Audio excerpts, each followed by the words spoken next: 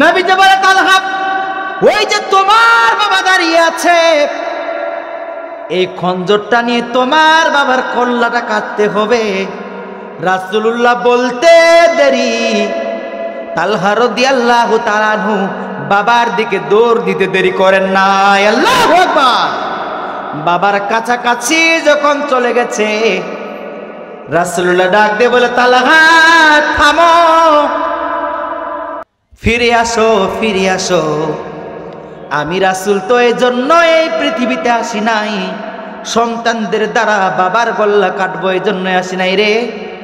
আমি রাসূল এসেছি হারানো সন্তানকে তাদের বাবার কাছে ফিরিয়ে দিতে।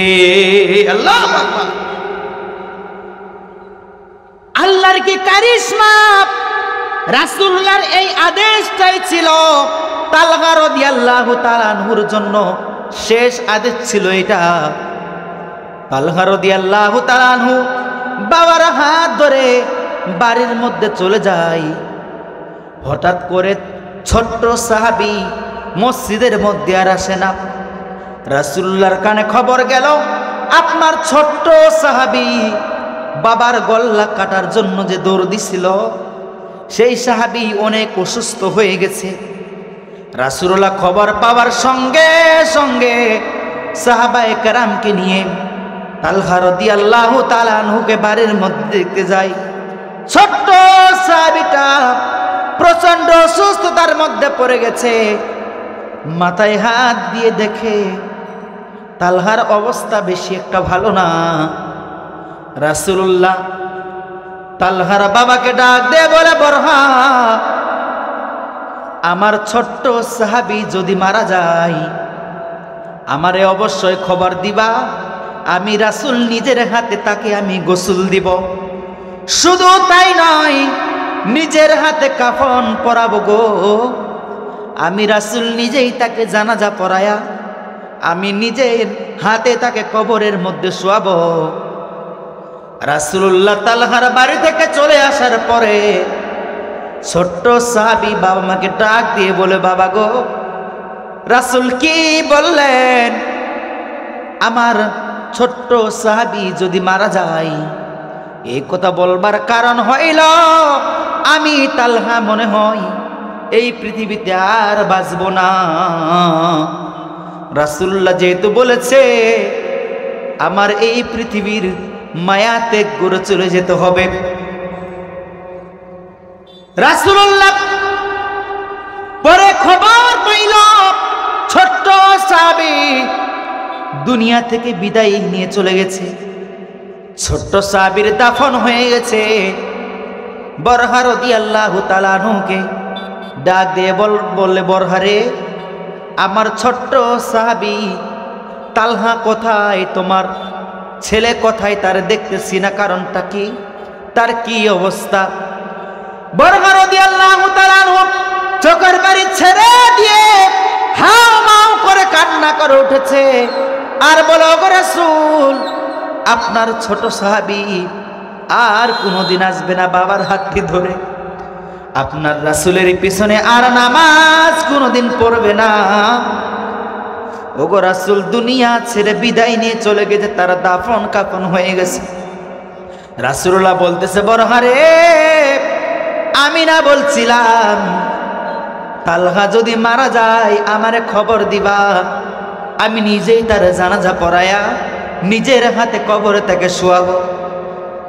তালহার বাবা বরহা রাদিয়াল্লাহু তাআলা আনহু ডাক দিয়ে বলে, ওগো রাসূল, আমি তো বলতে চেয়েছিলাম, কিন্তু আমার ছেলে ছোট হলে কি হবে? সে একজন আশিকে রাসূল, আপনার আশিক সাহাবী। আমার ছোট্ট ছেলে আমার হাতটি ধরে ওসিয়ত করে বলে, বাবা গো, আমি যদি দিনের বেলা মারা যাই আমার রাসূলের খবর দিবা, রাত্রির বেলা মারা গেলে খবর দিবা না। কারণ রাসূল যদি আমার মৃত্যুর খবর শুনে আর থাকতে পারবে না, আর থাকতে পারবে না, সঙ্গে সঙ্গে আমার বাড়িতে চলে আসবে। বাবা গো, রাসূলুল্লাহর বাড়ি আমার বাড়ি থেকে 4 কিলোমিটার দূরে। মাঝখানে কাফেরদের বাড়ি, মুনাফিকদের বাড়ি। রাসূলুল্লাহ আমাকে দেখতে আসতে গিয়ে না জানি মুনাফিকদের হাতে আক্রমণ হয়ে যায়, কাফিরদের হাতে আক্রমণ হয়ে যায়। আমার কারণে রাসূলুল্লাহ যদি আক্রমণ হয়, কিয়ামতের মাঠে আমি তালহা কিভাবে আল্লাহর আদালতে দাঁড়াবো? আল্লাহু আকবার। ছোট্ট একজন সাহাবী রাসূলুল্লাহর কথা ভেবেছে। রাসূলুল্লাহ রাত্রির বেলা যখন আমার জানাজার জন্য আসবে, কাফের বেঈমানদের হাতে আক্রমণ হয়ে গেলে আমি কি জবাব দিব কিয়ামতের মাঠে? আজকে খতমে নবুয়ত আক্রান্ত কাদিয়ানীরা রাসূলুল্লাহর খতমে নবুয়তকে নিয়ে টানাটানি করে।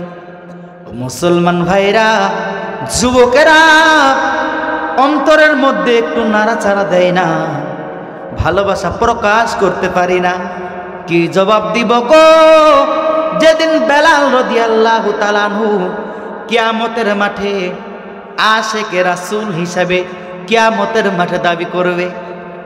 বেলাল রাদিয়াল্লাহু তাআলা আনহু কেমন আল্লাহর পাক রব্বুল আলামিনের প্রতি ঈমান আনেছিলেন, রাসূলুল্লাহকে কেমন ভালোবেসেছিলেন। বেলাল রাদিয়াল্লাহু তাআলা আনহু যখন আযান দিতেন, কোনো মাইক লাগে নাই, সাউন্ড সিস্টেম লাগে নাই, খালি গলায় আওয়াজ দিতেন। বেলাল রাদিয়াল্লাহু তাআলা নূর আযানের আওয়াজ আসমানের মধ্যে পৌঁছাই যায়। তো আল্লাহু আকবার বলবেন না? এখনো আযান হয় বাইতুল মুকাররম থেকে, এখনো আযান হয় বাইতুল্লাহ শরীফ থেকে, এখনো আযান হয় ঠাকুরগাঁও কেন্দ্রীয় মসজিদ থেকে, এখনো আযান হয় বালিয়াডাঙ্গি কেন্দ্রীয় মসজিদ থেকে। কিন্তু বেলালের আযানের মতো আযান এই পৃথিবীতে আর খুঁজে পাওয়া যায় না। কথা বলেন ঠিক কিনা? বেলাল রাদিয়াল্লাহু তাআলা আনহু আযান দিতেন জমিনে, কিন্তু তার আযানের আওয়াজ আসমানের মধ্যে পৌঁছে দিতেন। আওয়াজ দিয়ে বলেন কে? আরো জোরে বলেন কে? যে বেলালের আযানের আওয়াজ আসমানে না গেলে ভোর হতো না, সূর্য উদয় হতো না। কে সে বেলাল? বেলাল রাদিয়াল্লাহু তাআলা আনহু কম নির্যাতন করা হয় নাই। গলার মধ্যে দড়ি পেঁচায়া উত্তপ্ত গরম বালুর মধ্যে ছেঁচড়ানো হয়েছে বেলালকে। শুধু তাই নয়, বুকের মধ্যে পাথর চাপা দেওয়া হয়েছে। বেলাল বলে, কি গো, কি এমন অপরাধ করেছে, কেন আমার বুকের মধ্যে পাথর চাপা দাও? বেলাল রাদিয়াল্লাহু তাআলা আনহু জিকির করে আহাদ আহাদ আহাদ বলে জিকির করে। কাফেররা বলে, তুমি যে আহাদ আহাদ বলতেছ, এইটাই তোমার অপরাধ, এইটা বলা ছেড়ে দাও, তোমাকে আমরা পাথর চাপাতো ছেড়ে তো দিবই দিব, বরঞ্চ তোমার জন্য আর কত আরাম আয়েশ আমরা করে দেব। বেলাল রাদিয়াল্লাহু তাআলা আনহু ডাক দিয়ে বলে, রে কাফেরের দল, এই পাথর কেন পাহাড় এনেও যদি আমার বুকের মধ্যে চড়াই দাও, আমি বেলাল কোনোদিন ঈমান ছাড়তে রাজি না। আল্লাহু আকবার। খাব্বাব রাদিয়াল্লাহু তাআলা আনহুকে জ্বলন্ত আগুনের মধ্যে শোয়াই রেখেছে। খাব্বাব রাদিয়াল্লাহু তাআলা আনহুর পিঠটা পুরে পুরে, পুজ রক্তগুলো পুরে পুরে কয়লাগুলো নিভে যায়। খাব্বাব রাদিয়াল্লাহু তাআলা আনহু জিজ্ঞাসা করে, খাব্বাব, তোমার কি কষ্ট হয় না? তোমার পিঠটা জ্বলে জ্বলে আগুনগুলো পুজ রক্ত করে নিভে যাচ্ছে, তোমার কি কষ্ট হয় না? খাব্বাব রাদিয়াল্লাহু তাআলা আনহু ডাক দিয়ে বলে, যেই আল্লাহর প্রতি ঈমান এনেছি, সেই আল্লাহর উছিলায় ফুলের বাগানের মধ্যে আমি খাব্বাব শুয়ে আছি। বেলাল রাদিয়াল্লাহু তাআলা আনহু রাসূলুল্লাহ ওফাতের পরে আর আযান দেয় না, রাস্তার মধ্যে চলাফেরা করতে পারে না। বলতেছে, রাস্তার মধ্যে আমি হাঁটলে আমার রাসূলুল্লাহর কথা মনে পড়ে যায়। এই রাস্তা দিয়ে আমার রাসূল হাঁটতো, আমি বেলাল রাস্তা পরিষ্কার করে দিতাম। আমি বেলাল রাস্তা দিয়ে হাঁটি, আমার রাসূল দুনিয়ার মধ্যে নাই গো। আমি বেলাল আজান দিলে যেই আজানে আমার রাসূল ইমামতি করবে না, আমি বেলাল সেই আজান দিতে রাজি না। আল্লাহু আকবার। বেলাল রাদিয়াল্লাহু তাআলা আনহু সবার কাছ থেকে বিদায় নিয়ে মদিনা থেকে অনেক দূরে চলে গেছে। 1 মাস নয়, 2 মাস নয়, 6 মাস পর্যন্ত মদিনায় আসে না। একদিন হঠাৎ স্বপ্ন দেখে বেলাল, রাসূলুল্লাহ ডাকতেছে, বেলাল রে আয়, বেলাল আয়, কতদিন আসো না রে, আমার রোজা মোবারকে কতদিন আসো না রে বেলাল, আয় বেলাল আয়।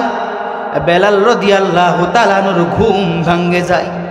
বেলাল রাদিয়াল্লাহু তাআলা আনহু ঘুম থেকে জাগ্রত হয়ে মদিনার দিকে দৌড় দিয়েছে।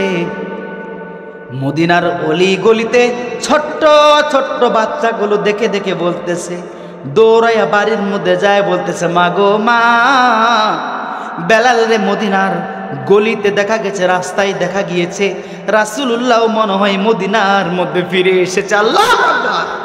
কেমন বেলাল ছিলেন, যাকে দেখে ছোট্ট ছোট্ট বাচ্চাগুলো পর্যন্ত বলতো আমাদের রাসূলুল্লাহ মনে হয় আসছে।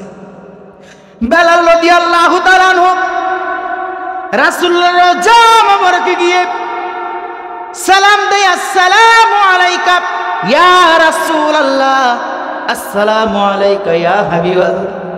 চোখের পানি ছেড়ে ছেড়ে কান্দে আর বলে, রাসূল গো আপনি দুনিয়ার মধ্যে নাই, আমি বেলাল মদিনায় হাঁটলে আপনার স্মৃতিগুলো মনে পড়ে যায়, আমি বেলাল সইতে পারি না, ইশকের জ্বালায় মদিনা থেকে বাইরে চলে গেছি গো রাসূল। বেলাল রাদিয়াল্লাহু তাআলা আনহুর খবর পেয়ে সমস্ত সাহাবীরা বেলালের কাছে আসা শুরু করে দিয়েছে। বেলালকে যেহেতু পাইছি 1 মাস নয়, 2 মাস নয়, 6 মাস ধরে বেলালের কণ্ঠে থেকে আমরা আজানের আওয়াজ শুনি না। আল্লাহু আকবার।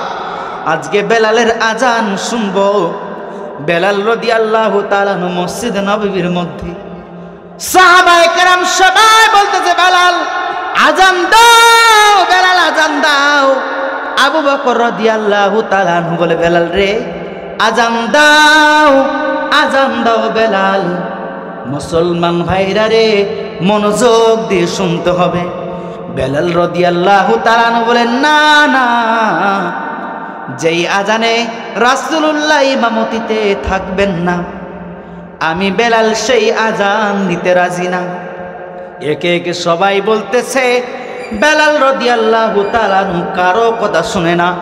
সাহাবায়ে কেরাম ডাক দিয়ে কে আরেকজনকে বলতেছে, বেলালকে বলে আর কোনো লাভ হবে না রে, হাসান এবং হুসাইনের তাড়াতাড়ি খবর দাও।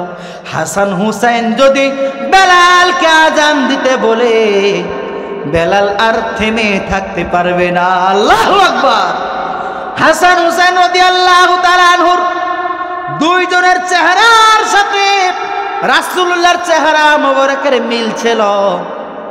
দুজনে আসে বেলালের 2 পাশে বসে বলতেছে, বেলাল একটিবার আজান দাও না গো, কতদিন ধরে তোমার কণ্ঠে আজান শুনি না, তোমার কণ্ঠে আজান শুনলে আমার নানার কথা মনে পড়ে যাবে, নানার স্মৃতিগুলো মনে পড়ে যাবে রে, একটু মনে করে করে আমরা কান্না কাটি করব, রাসূলুল্লাহর কথা একটু স্মরণ করব। বেলাল রাদিয়াল্লাহু তাআলা আনহু কানে আজান দিয়ে আঙ্গুল দিয়ে যখন আজান দেওয়া যখন শুরু করে দিলেন, যখনই বলেছেন আশহাদু আল্লাহ ইলাহা ইল্লাল্লাহ, এই পর্যন্ত আজান যখনই গেছে, মদিনার অলিতে গলিতে সব জায়গায় বেলালের আজানের কণ্ঠ ভেসে গিয়েছে। বলেন না আল্লাহু আকবার।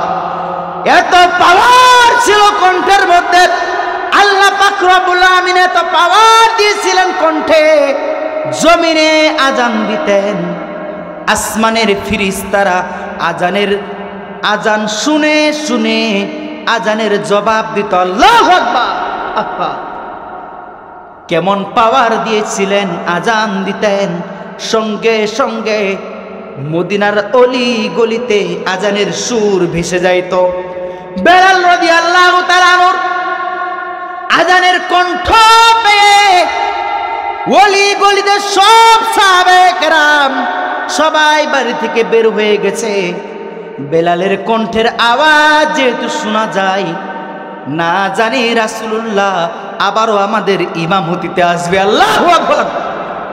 বেলাল রাদিয়াল্লাহু তাআলা আনহু যখনই বলেছেন আশহাদু আন্না মুহাম্মাদার রাসূলুল্লাহ, যখনই বলতে গেছে সঙ্গে সঙ্গে অজ্ঞান হয়ে পড়ে গেছে, সামনে আর আজান দিতে পারে না। আল্লাহু আকবার। লিল্লাহি তাকবীর, লিল্লাহি তাকবীর। প্রধান বক্তার আগমন, প্রধান বক্তার আগমন। সাসিয়াবাসীর পক্ষ থেকে লিল্লাহি তাকবীর। আল্লাহর বান্দা বান্দিরা বেলাল রাদিয়াল্লাহু তাআলা আনহু অজ্ঞান হয়ে পড়ে গেছেন, আর আজান দিতে পারেন নাই।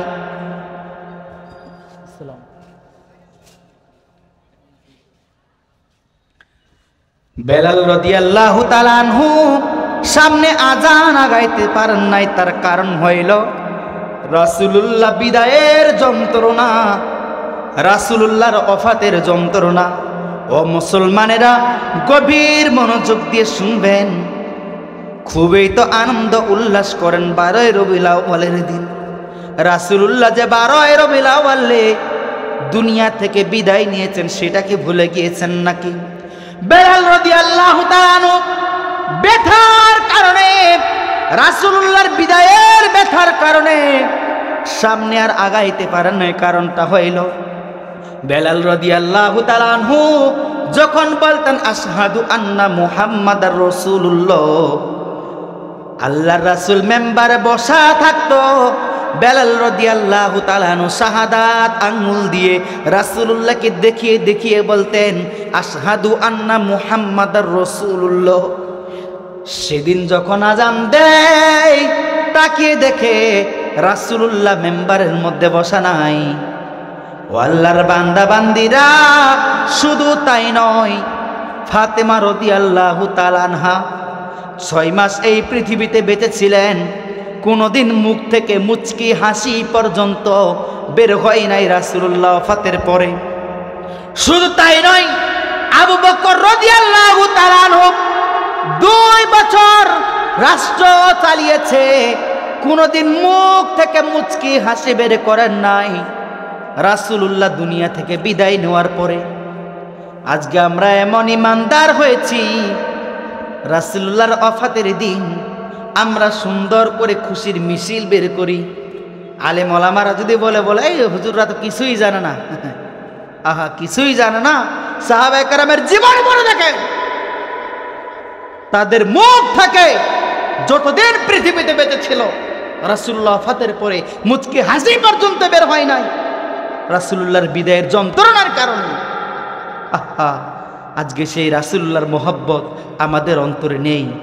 পাগলের মতো ভালোবাসা লাগবে, যেমন হযরতে বেলাল ভালোবাসছিল, যেমন আবু বকর ভালোবাসছিল। আবু বকর রাদিয়াল্লাহু তাআলা আনহু কেমন রাসূলুল্লাহকে ভালোবেসেছে, লিল্লাহি তাকবীর, কেমন ভালোবেসেছিল লক্ষ্য করুন। শেষ করে দেব, বড় ভাই চলে এসেছে, আলোচনা করা বেয়াদবি হবে। শুধু এতটুকু বুঝাইতে চাই সাহাবায়ে কেরামের মহব্বত রাসূলুল্লাহর প্রতি কেমন ছিল। আল্লাহর রাসূল যখন মক্কা থেকে যখন মদিনায় যখন হিজরত করতে যাই গো, আবু বকরের গেটের মধ্যে শুধু টোকা দিয়েছে, আবু বকর উঠো, আমি রাসূল এসেছি। সঙ্গে সঙ্গে আবু বকর রাদিয়াল্লাহু তাআলা আনহু দরজা খুলে দিয়েছেন। দরজা খুলে যখন দিয়েছেন, রাসূলুল্লাহ বলে আবু বকর তুমি কি ঘুমাও নাই নাকি? একটা শুধু ডাক দিয়েছি, ডাক দিতে দেরি হয়েছে, তোমার দরজা খুলতে দেরি হয় নাই। আবু বকর বলে রাসূল একদিন নয়, 2 দিন নয়, 6 মাস আগে যে আমাকে বলেছিলেন, সেই 6 মাস পর্যন্ত এই পিঠটা রাতের বেলায় কোনোদিন বিছানার মধ্যে লাগাইনি গো রাসূল। আপনি কখন এসে ডাক দিবেন, আপনি ডাক দিলে আমার উঠতে দেরি যেন না হয়, সেজন্য দরজার মধ্যে হেলান দিয়ে দাঁড়িয়ে থাকি। আল্লাহু আকবার। রাসূলুল্লাহর সাথে হিজরতে যাচ্ছেন, একবার সামনে হাঁটে, একবার পিছনে হাঁটে, একবার ডাইনে যাই, একবার বামে যাই। রাসূলুল্লাহ বলতেছেন, আবু বকর আপনি কেন এইরকমটা করতেছেন, কারণটা কি? আবু বকর বলতেছে, ওগো রাসূল, আপনার যখন আমি সামনে দিয়ে হাঁটে যাই, আমার মনে হয় না জানি দুশমনেরা আপনাকে পিছন দিয়ে আক্রমণ করে। কারণ জায়গায় জায়গায় কাফেররা, মুনাফিকরা তীর বল্লম নিয়ে তারা দাঁড়িয়ে আছে, না জানি পিছন থেকে আক্রমণ করে। আবার যখন পিছনে যাই, আমার মনে হয় না জানি কাফের বেঈমানেরা আপনাকে সামনের দিক থেকে আক্রমণ করে, আমি লাফ দিয়ে আপনার সামনে চলে যাই। যখন সামনে যায়, আমার মনে হয় না জানি দুশমনেরা আপনাকে ডান পাশ থেকে আক্রমণ করে, আমি আবু বকর লাফ দিয়ে ডান পাশে চলে যাই। ওগো রাসূল, যখন ডান দিকে যখন হাঁটি, আমার মনে হয় না জানি দুশমনেরা আপনাকে বাম দিক থেকে আক্রমণ করে, এই জন্য আমি লাফ দিয়ে বাম দিকে চলে যাই।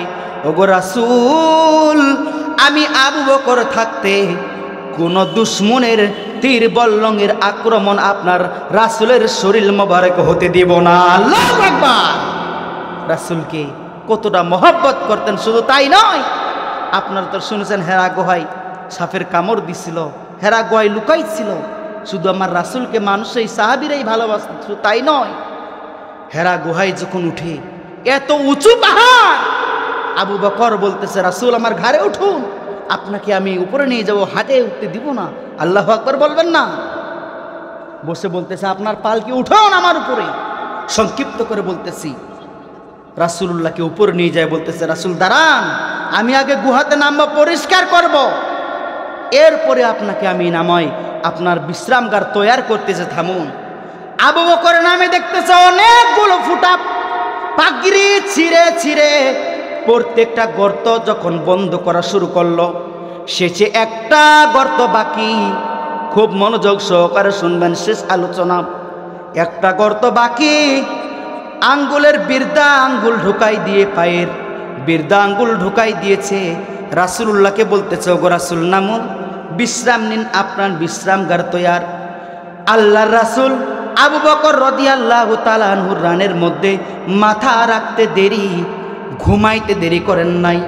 এদিকে গর্ত থেকে আবু বকর রাদিয়াল্লাহু তাআলা আনহুর আঙ্গুলের মধ্যে বিষাক্ত সাপ কামড়ানো শুরু করেছে।